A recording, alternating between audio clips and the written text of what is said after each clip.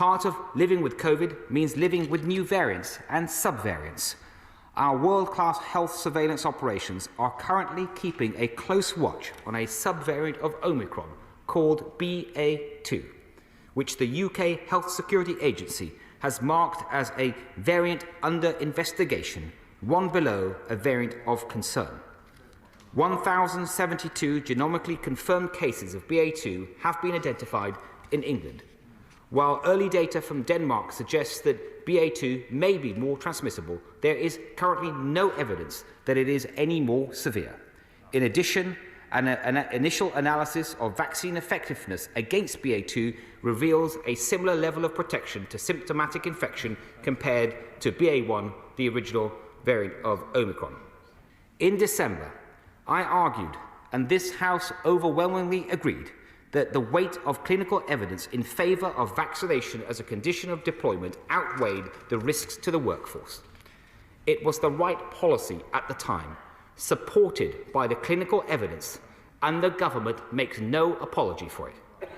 It has also proven to be the right policy in retrospect, given the severity of Delta.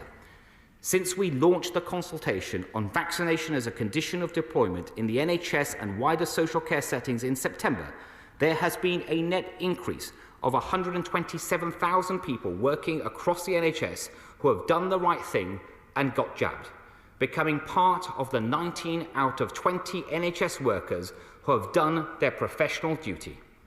During the same time, we have also seen a net increase of 32,000 people getting jabbed in social care, including 22,000 people in care homes and 10,000 people working in domiciliary care.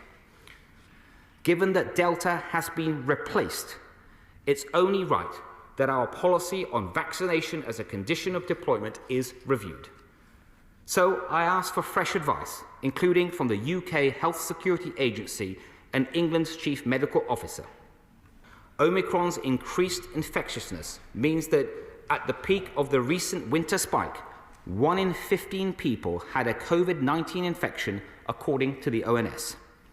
Around 24% of England's population has had at least one positive COVID-19 test.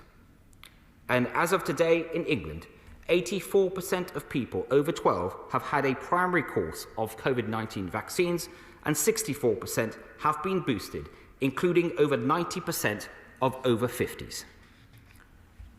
The second factor is that the dominant variant, Omicron, is intrinsically less severe.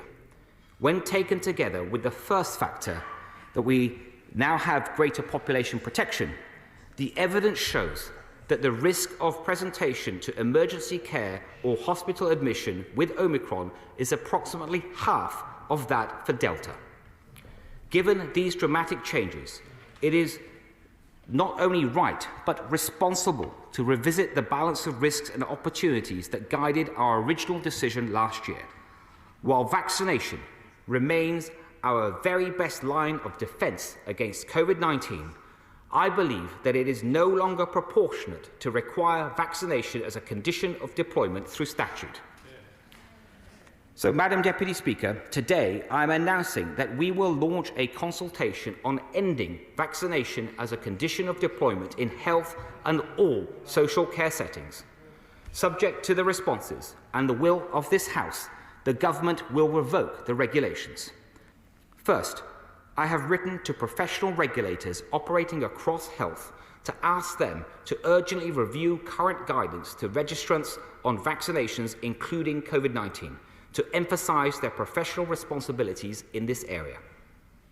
Second, I have asked the NHS to review its policies on the hiring of new staff and the deployment of existing staff, taking into account their vaccination status.